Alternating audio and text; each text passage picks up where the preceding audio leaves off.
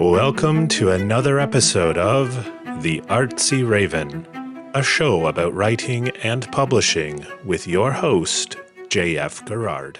Welcome to another episode of the Artsy Raven. Today, our special guest is Pauline Chow.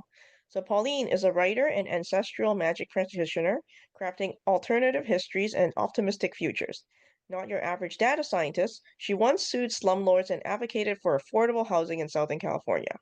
She is a Pushcart Prize nominated author with words in Cosmic Monthly Horror, Space, and Time magazine, Apocalypse Confidential, and more.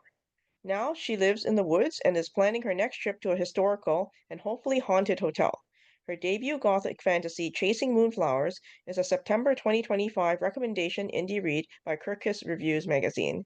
And in the podcast notes are all her links to check out her website and all her projects. So welcome, Pauline. Thank you for having me. It was nice to see you again. Yeah, we met last year in Buffalo at Buffalo NASFIC. So it's always nice to meet writers at conventions. Yeah, no, it was pretty sweet. And I think there were very few like BIPOC writers or Yes. publishers. Yeah, so we definitely gravitated to each other. I'm like, what are That's you doing true. here? I What do know. you do? So, can you tell me a little bit about your path on how you became a writer? Because you've done so many different things. Oh yeah, I think I've always been a writer, right? Hmm. So like I think that's kind of like a similar message that a lot of other people have. But then it's kind of like how do you come to that realization? I think was and then I don't know, because I think some of our the messages from society might tell us that, hey, you're not enough. You have to get this degree in order to be valued. And You're and the I think, MFA, right? yeah, MFA or like, like doctor, lawyer, like all those things that have assigned value to them at the point in which we have to decide like what we want to do for the rest of our lives. Okay, so you went to school to study, I Oh guess, yeah. big data. No, okay, so I actually started in advocacy work because I thought, Hmm. okay, writing, but like I have to write serious, I have to write for a cause, and then I've always been kind of like a bleeding heart with like social issues. So I decided to go to school. Wanted to be a public policy advocate. So in my mind, I was like, oh, let me make this practical.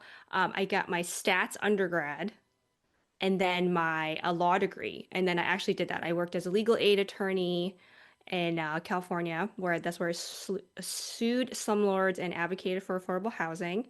And then there, I also did some advocacy, like lobbying work for a nonprofit.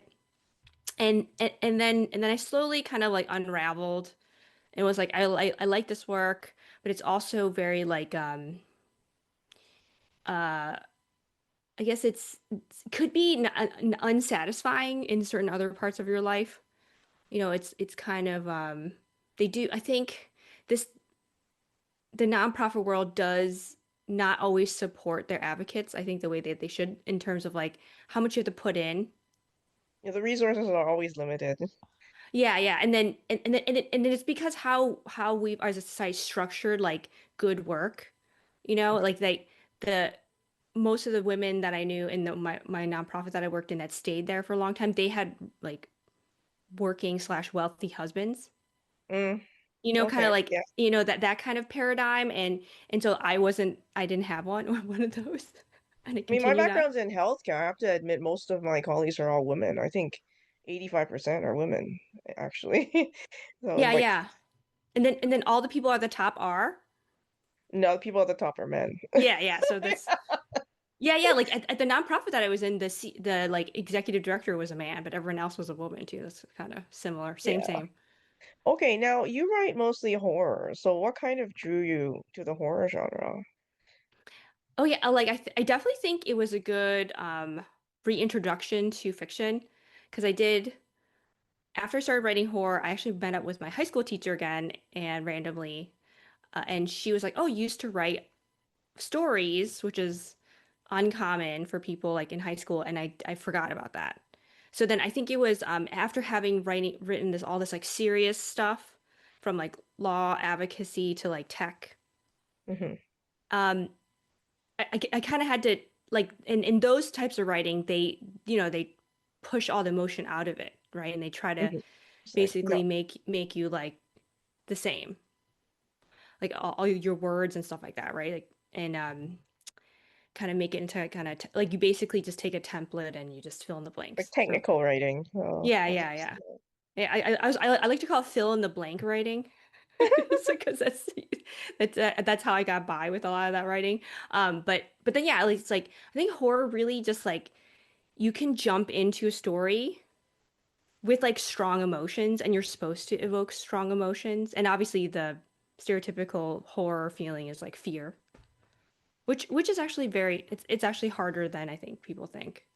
Like, do you remember the first horror story, like any or book, film, or like that's something that grabbed your attention the first time, and you thought, man, maybe I can do this. Oh wait, so yeah, so I actually read R.L. Stein all through like middle school and high school. So like I remember him. I didn't find him scary enough. Yeah, oh, no, but then there still have uh, him. oh Okay. I bought one of these. I'm like I need to relive some of my high school years, so Yeah, yeah, rebought some of them. Um, but no, but I think younger, there's a lot of murder in them. yes. Yeah, yeah, like and stuff. So maybe that was scary, but I did gravitate away from it. Um, and so then that and I remember reading. I was reading. I didn't remember saying like, oh, I think I can write this because I'm still working on it. But there's this speculative novel called Tale of a Time Being by Ruth Ozeki. And I thought it Oh, was so amazing. And then it like kind of blew my mind that I was like, oh, like this is really, I kind of want to try to like do this. Like, I don't know if it's like change someone's life through writing or just like engage this very complex, on the page work, so how do that's you like? What's your process for writing when you have an idea? oh yeah. So then I definitely been working on that. And I think the idea part is now after been diving into for like 5 years plus ish, and not including my serious writing, although obviously that helps. That I do brainstorm through a series of creating short stories. And then like as you probably write short stories like some of them turn out really good and some of them are like oh my God, this is what am I doing, this Yeah. is the worst thing ever.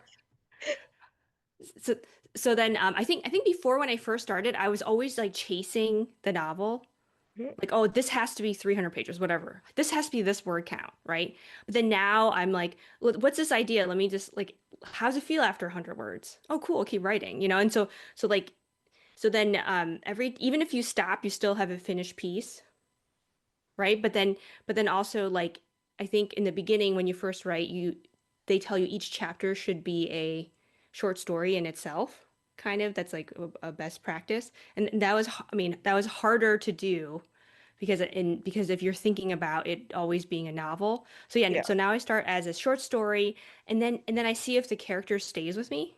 Hmm. And then Okay. if they do, then I just keep writing and it becomes a book. Okay. Now, can you tell us a little bit about your new book and congratulations on Chasing Moonflowers and what it's Oh, about? thank you. Well, there it is. There's the There. cover. Voila. Yes. Oh yeah, so this started off as I'm in a book club, an online book club called Howls. It's like horror obsessed writers literature society. Okay. Okay. Yeah, it's open to everybody.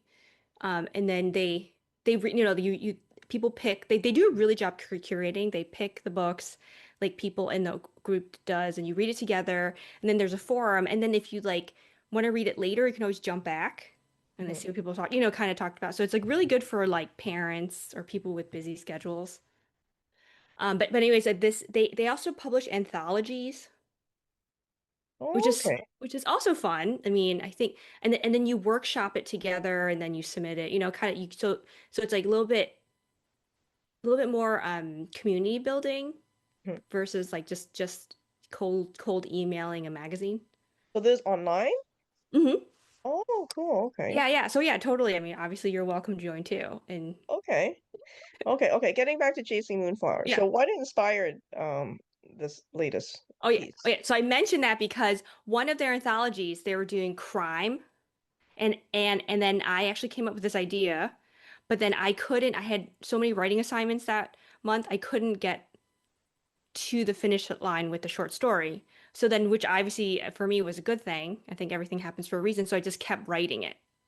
And Mhm. so it started off with like there's a chapter 3 scene, which is like there's a murder that happens, which is not a spoiler. And then I started with that scene, and I kept building on it. And then the first two chapters I added actually like at the end when I was done with the novel, and an editor suggested me I build out like the beginning a little bit. Okay, so tell us a little bit, like give us a synopsis. Oh yeah, so Chasing Moonflowers takes place in 1925 Hong Kong, and that time it's a colonial Britain, and a young herbalist discovers a murder, witnesses it, and her uncle is then arrested for the crime, and she knows that he didn't do it. So the rest of the novel, she's trying to get him out of jail and also gather evidence to do that and to convince people around to clear her family name, but also at the same time, she uncovers this network of bloodthirsty creatures and, long embedded curses from the empire, basically. So it's anti-colonial, but also has a perspective of vampires and transformation that I have not read before. Cool, cool. Was it hard doing research or for that time period? How did you form the world? Oh yeah, so then it's a lot of my books are like kind of like a little bit low, like low fantasy. Kind of it doesn't depart as much from the real world as like, kind of high, obviously high fantasy. And yeah, research was interesting. No, it wasn't hard. I think Hong Kong has a lot of there's a couple really good websites that have information online. My parents are from Hong Kong. That was helpful. I also really love Victorian literature, so I've read that a lot anyway. So if in the past I've written stories where it's very easy for that I have that Victorian voice in my head. So, but I actually I had to like look up some like Victorian slang here and there. But I think also one of the pitfalls of my previous novels that aren't published is I did too much research and then not enough writing. So now I write it all first and then I go back and fix the research. Hmm. Okay, cool. Yeah, Now, yeah. you also have another project, Cover of the East, reimagining Asian women's magical histories. Like, Yeah, yeah. is this a anthology and how did it come about? Oh yeah, it's called Coven of the East. Yeah, I'm Sorry, editing it. Coven. Sorry, It's it was okay. spelling error. Okay, sorry. Oh yeah, no, that's my bad then. Coven of the East. D don't write on your phone for important emails. Um, yeah, I'm co-editing it with Angela Yuriko Smith, who is an award-winning like Bram Stoker um, and other awards editor and writer, and I think there's a series of books that focuses on like Asian women or Asian from the Asian diaspora voices, and I think they started a couple years ago, so there's a few out there. So she's one of the people that kind of was involved in the earlier groups, and this I think this is an extension of that, where we do represent the some mystical practices and stories in this anthology, which is based has essays and fiction stories about basically Asian witches because I think, obviously there's a lot of, especially in North America, discussion about like in popularity in witches, and there is little focus on Asian witches. Hmm. And I think that is a lot of that is like resource and historical reference limitations. And one of the contributors, Benabel Wen, she's like a historian and like also a translator. She's able to read classical Chinese, in which she draws examples of like citations and references to witches. Because if there had been witches in the kind of Asian culture, it would have came before maybe 500 BC. I don't I have to check my dates on that one. It was around when Confucianism took hold in society and became this doctrine of our culture. And that doctrine, as you know, makes women subversive, submissive, or and also on basically the lowest rung on the totem pole, Mm-hmm. Mm-hmm. or whatever pole that you want to that you want to measure by. Did you learn anything between the differences between the Asian witches and non-Asian witches through this project? I mean, I don't know if there's a difference per se. Oh, I think that they draw on a lot of the same um, attributes. I think a lot of the practices they have are very similar. But I think the one of the practices that does remain is Taoism, mhm. which is was mystical in nature and had always allowed women to be priestesses and shamans. Have you ever seen the movie The Last Dance? So it's a Is Hong Kong movie about a funeral home where, probably. yeah, they practice Taoism and it's being passed, I guess, to the next generation. But the next Mm, generation's a guy and he doesn't want it. And then there's a mm. sister, but then the father's like, I can't give it to you because you're a girl. Because all the Taoist priests are men, right? And they were rejecting the premise of having women involved and stuff. So, Well, I guess that's a I guess false history. That would be like their personal modern take of it. mhm, 'Cause Taoism did allow women, mm, and then I think like if you I think Benebell also cites in one of her books the I Ching that she translates is uh is even like in maybe the Zhou dynasty, like one mhm, that's very known to be very severe, had Taoist women shamans. But then the essay that she has for the Coven of the East, I think she even goes further back and has like very unique sightings of witches from classical Chinese texts that is not available otherwise. So then I think we wanted to contribute, me and Angela contribute mhm. to like kind of literature, vernacular, and resources of people who are interested in this. And then, if you go online, they mainly cite, for obvious awesome reasons, Greek goddesses, Egyptian goddesses, because there's primary research that, points to their existence. And so we wanted to bring this about in this way. But then since like history has been erased, mostly that we can't rely necessarily on physical memory. We have to rely on like collective memory, which I think a lot of writers draw from and put in their writing. Oh, that's a really cool project. Yeah, it was just super fun. Mhm. Yeah. So, are you working on anything else? Oh yeah, Or I'm working on the second, the sequel to Chasing Moonflowers. And I'm working on a humorous novel, so that's dark hmm, satire, because I'm having hard time writing about dark stuff right now, like okay. super horror stuff, because of the politics and things are going on in our society. So I thought I would like try a lighter note Mhm. in my next finished manuscript before I go back into the dark end of the pool. Cool. Yeah, I mean, I recently because I was at Literary Asian in Vancouver and someone was asking Mm, about horror, and I said I'm actually kind of an optimist. I'd rather have monsters do stuff than people because I don't. I feel very sad when people are committing crime, although I am addicted to true crime stories. But I mean, mm. it's just very sad to see the real horror unfold in a way. So it's easier to explore it in fiction. So, Yeah, no, I agree. Yeah, and then I think all my writing has dark elements to it, but I guess also there's also like me as me from my background, there's also a desire to like kind of like, touch some other genres because then because like that's kind of where my mind always is. I'm always like traveling to other areas that I haven't explored yet. okay, cool. Now, Pauline, you're going to do a bit of a reading for us. Can you give us a bit of context and then you can start reading?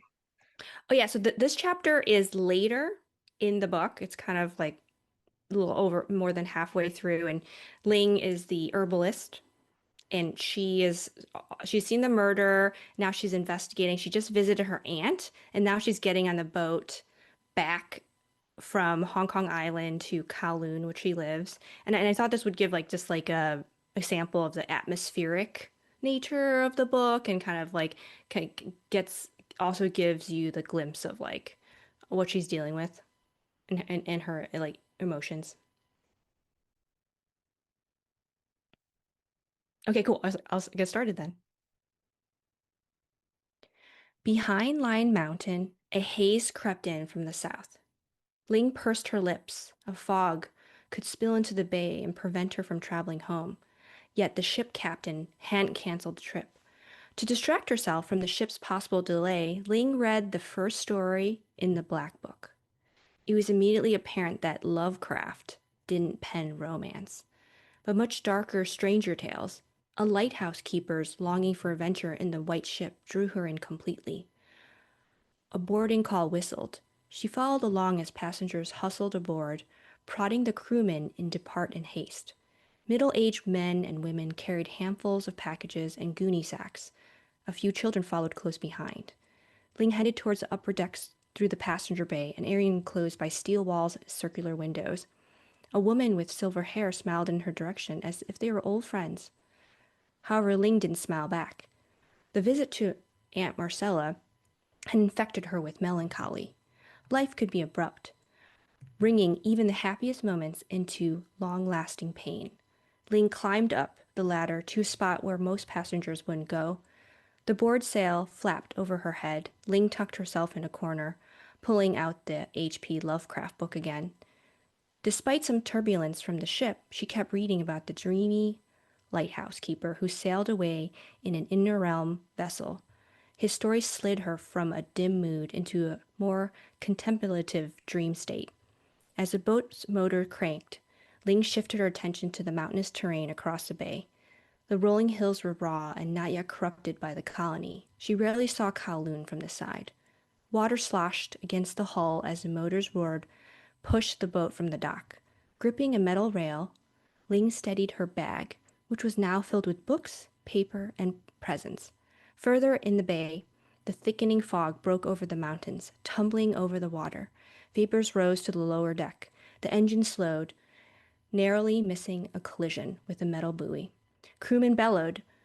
Ling's eyes closed, imagining the terraces of unknown cities appearing inside the mist. She conjured lily and crystalline shores. Bells and horns quacked in every direction, the land of Sunal Nilth and Cathura in Lovecraft's story. At the moment seemed as real to her as New York City and Paris. Gray obscured both shores.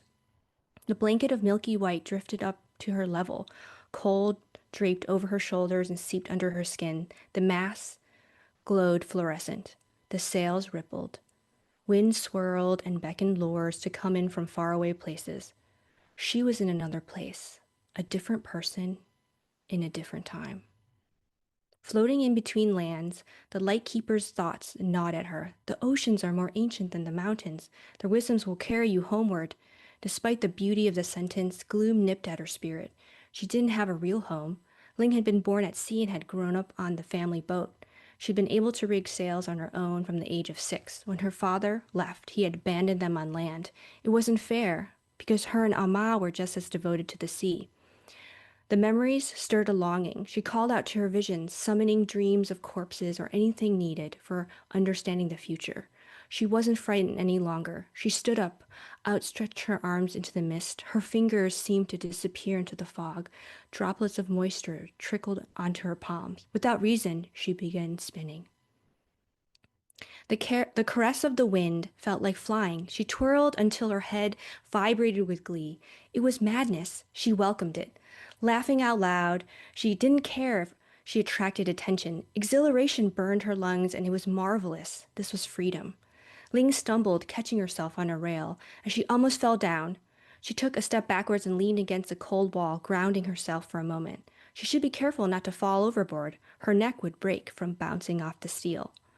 When the mist thinned, she descended the stairs, back into a more solid reality. The passenger bay had a wall and a roof. It was more than half full, shielding people from rain and lessening the wind. The mountain range came into view as the boat started again. Then a ringing started in her ear. It vibrated at the same frequency as if it had at the post office. A silhouette stepped out of the haze. The shadow approached her, clad in the hunter ankle-length jacket. Copper studs dully reflected light from the outside. Ling slipped into another aisle, trying to find a hiding spot. From the other row, she observed its gnarled hands stretched out from the sleeve like knotted tree branches. Dark welts and scabs ate away its leathery skin. She knew it was searching for someone, most likely her. She exited the area under the cover of some other passengers, pressing her back against the steel wall. She wondered if she could evade this creature. Unlike the handsome illustration in the book, this soldier's cheeks were collapsed inward. Nothing wholly existed in its expression or movements. Every hint of humanity had faded except for a slight hint of pink on its lips. I'm here. The voice from the seaside shack returned. What did it want? Ling panicked. The bay became quiet. A darkness inched closer to her. She edged to the circular window that looked into the passenger bay. Flashes of light shadowed over her position. This must be the creature from the peninsula. The voice and the figure were one and the same. She dropped to the ground when it was less than 3 rows away. Taps on the glass. Plink, plink, cracked her resolve. The sound made her want to scream. A sour feeling tickled the lobe of her ear. She was trapped. Your heart is pure. Ling shook her head, afraid to speak. Where is my William? What was this name? She wanted nothing to do with the creature or its William. It was the cause of her torture. It had killed Lady Tun and got her uncle thrown in prison. I don't have anything left, she replied, hardening her thoughts against the monster. I seek to free him. It hovered above her. It seems you may have gotten information. Why are you torturing me? Ling groaned. Leg off. Freedom exists in one form. I only need to release my uncle. Ling felt its cold breath on her cheek. Why did you kill Lady Tun? Megapo irasta. Ling troubled with the weight of the revelation. The vibrations alone conveyed anger and disappointment. What did she do? Negach nizukul summons the abysmal one to feed the compulsions of her human desire. Nausea swirled in her stomach. Did all this amount to punishment, a moralistic lesson? She covered her ears. Should she listen to the words of the monster? Please help me. William. The request was rooted in feelings. It was a plea for someone caring, a person desperate for answers. Are others in danger? She thought of her twin brothers. She looked into its hollowed eyes. A fire danced in them, the image of Lady Tun, with flowers bulging in her mouth, sliced into her vision. For a second, it felt like she was back there, back at the shack. There wasn't the exact answer she sought. How could Lady Tun still be a menace? She was dead. Before Ling could answer or ask more questions, hands pulled her backwards. The touch was warm. Ling shrieked. Burning herbs stung her eyes. The decrepit monster retreated. The strange noise subsided. Ling turned to see an old woman who had pulled her to safety. Zhou Guai! Zhou Guai! Her scratchy voice commanded evil spirits to leave, expelling negative energies with grand swipes of burning herbs clenched in one hand. Wei, Lang Mui! The woman with hanging eyelids addressed her. Silver hair peeked out from her kerchief. Girl, I saw you stumbling about. You could have fallen overboard. Papa, I thought... She realized that this grandmother had saved her life. A man came from the fog. She trailed off, hesitant to tell her more. With pinched eyebrows, the lady stared. A line of smoke rose up from behind her. Man? The old woman paced the area in front of her. Ling didn't have a chance to ask, but did you see the monster? Why do you think I'm burning protective herbs on a damn ship? If the captain curses me out, then you'll have to explain. She scrunched her face and waved the burning bundle of fire in a figure 8. White smoke formed a wall around them. Her lips thinned, muttered the healing chant of Guan Ying before she threw the remainder of the bundle overboard to disappear into the spray and gray mist. What did you see? Ling asked. The woman tightened her scarf. This is an old land. Other creatures lived here first. She waggled her fingers. I feel an imbalance. More darkness has landed since the full moon. I saw nothing, but wouldn't call it a man. People are not always as they seem. Forms shift like the winds. Ling squinted. Since the full moon, her life had been turned around. Could Lady Tun's murder have had an impact on the world's equilibrium? What can be done? The woman spoke in a comforting voice. Nature knows how to reset, but sometimes it requires darkness. A lot of it. Ling fidgeted with her hands, knowing what the woman alluded to. The missing children, Lady Tun's death, and the agitation of the strikers, when mixed together, produced enough negativity for many lifetimes. Yet, Lo Paw Paw's words made this event sound inevitable, as there was nothing at all she could do. Then there is no one to blame for anything that has happened? Ah, I see you're well acquainted with life's suffering. The old woman's face drew in. Blame it on long chains of links. One person might appear to be the cause only because you're concentrated on one moment at a time. Ling bit her lip. Then why did you burn herbs? What do you call that? Clearing out the unnecessary, the old lady slapped an unused herb bundle into Ling's hand. Sometimes something tells me you need this more. Ling took them gratefully. There was a ribbon wrapped around the dried leaves with the word patience painted on either side.